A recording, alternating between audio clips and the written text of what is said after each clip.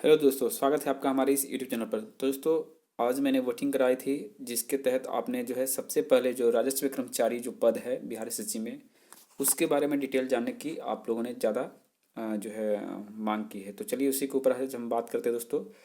इसके जॉब के पूरे प्रोफाइल, किस तरह का जॉब है और ये जॉब किस लेवल पर होता है, डिस्ट्रिक्ट में आपके अपने पड़ेंगे या फिर दूसरे डिस्ट्रिक्ट में जाइएगा, क्या वेतन है, इसकी सारी डिटेल जो है इसमें मिलेगी दोस्तों। तो चलिए स्टार्ट करते हैं। तो सबसे पहले दोस्तों देखिए, यहाँ पे इसका जो संक्षिप्त नाम है वो क्या होगा। तो देखिए, संक्षिप्त नाम आपका होगा यह नियमावली बिहार राजस्व कर्मचारी संवर्ग नियमावली 2011 कही जा सकेगी। यानी कि राजस्व कर्मचारी जो है ये कहा जाएगा नियमावली 2011 के तहत। ठीक है। उसके बाद है इसका दोस्तों, ये जॉब कहाँ पर होगा। तो ये देखिए, इसका विस्तार संपूर्ण बिहार राज्य में होगा और यह अधिसूचना की तिथि को प्रवृत्त होगी, यानी कि 2011 से जो है लागू होगी। ठीक है। परिभाषाएं क्या है दोस्तों। तो इस नियमावली में जब तक कोई बात, विषय या संदर्भ के विरुद्ध न हो, राज्य सरकार के अभिप्रेत ये है।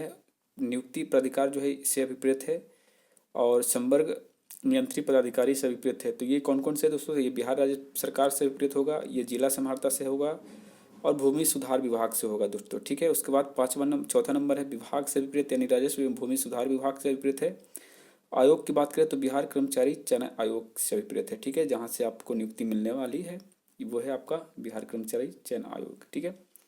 संवर्ग या गठन, तो इस सेवा का संवर्ग राजस्व कर्मचारी कोटि के पद होंगे। यह जो है संवर्ग जिला स्तरीय होगा। ठीक है। देखिए यहाँ पे जो है यह कैसा पद है, तो दोस्तों जिला स्तरीय है। इस नियमावली के लागू होने से पूर्व इस कोटि में नियुक्त एवं कार्यरत व्यक्ति स्वतः इस संवर्ग में शामिल समझे जाएंगे।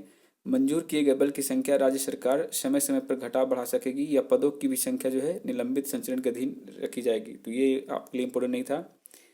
देखिए यहाँ पे टोटल जो है राजस्व कर्मचारी की जो संख्या होनी चाहिए वो है 8,463। ये उस समय थी, अभी बढ़ गई है दोस्तों। पंचायत कुछ जब बढ़ते हैं तो यहाँ पर जो है पदों की संख्या भी बढ़ती है, लेकिन अपने बिहार में राजस्व कर्मचारी की संख्या बहुत कम है और मतलब एक तरह से देखा जाए तो प्रोबेशन पे ही काम चल रहा है।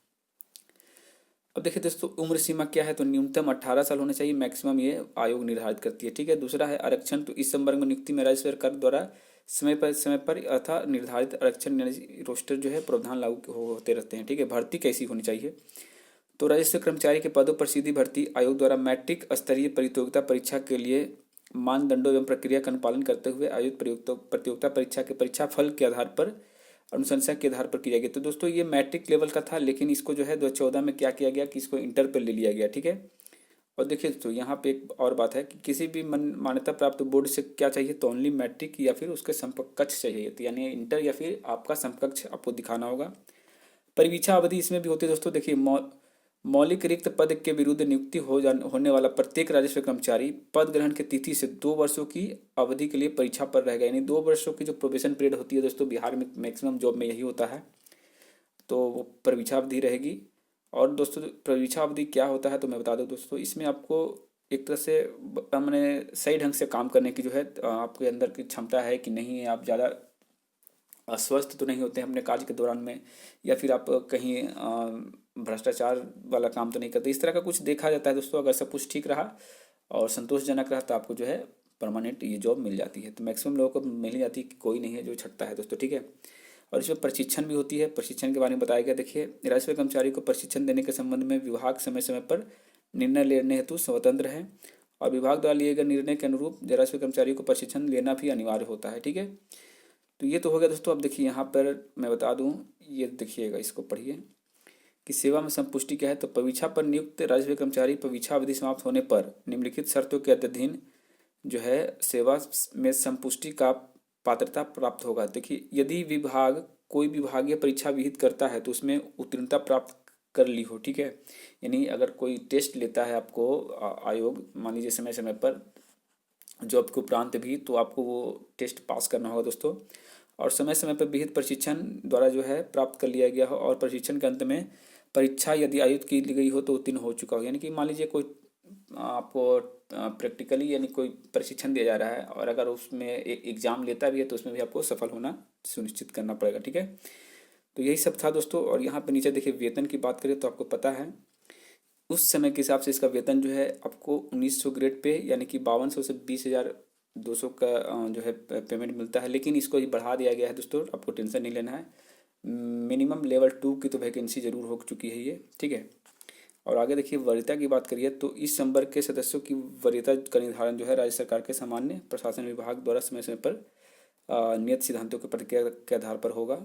और इसमें दोस्तों यहाँ पे देखिए नियुक्ति, देखिए यहाँ पे क्या है, इस संवर्ग के सदस्यों की नियुक्ति भी पदस्थापन, स्थानांतरण, सेवा संपुष्टि, वरीयता सूची का संधारण, प्रोन्नति एवं स्थापना संबंधी सभी विषय नियुक्ति प्राधिकार के नियंत्रण के अधीन होगा।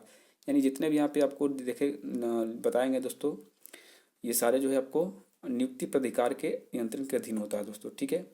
तो यही सब बातें थी यहाँ पे। तो मेन जो बातें चल कर आई दोस्तों वो यही है कि इसमें ओनली 10+2 सर्टिफिकेट चाहिए दोस्तों, और कुछ नहीं।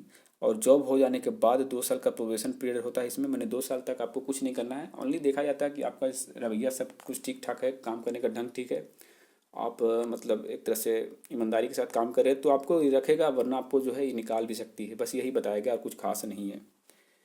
और जॉब प्रोफाइल में यही था दोस्तों। और ख़ास करके जो इनकम की बात करें तो 1900 ग्रेड पे का जॉब है, लेकिन ये पहले थी 2014 तक। अब इसकी जो है ग्रेड पे अब सिस्टम ख़त्म हो चुका है, अब तो 7 पे कमीशन आ चुका है। तो उस हिसाब से अराउंड इसका जो वेतन देखा जाए तो दोस्तों तो लगभग 27,000 के करीब जो है आपका वेतन बनता है, ठीक है। 27,000 प्लस ही रहेगा, कम नहीं रहेगा। तो बाकी जो है आप लोग समझ लीजिए कि कितना इसमें मैंने पैसा है, ठीक है। मुझे यहाँ तक 27,000 लगा, लेकिन आपको जो लगता है कि कितना वेतन है तो आप नीचे कमेंट करके नीचे ज़रूर बताइएगा। और वीडियो अच्छी लगी हो तो लाइक करिएगा दोस्तों। जय हिंद, जय भारत।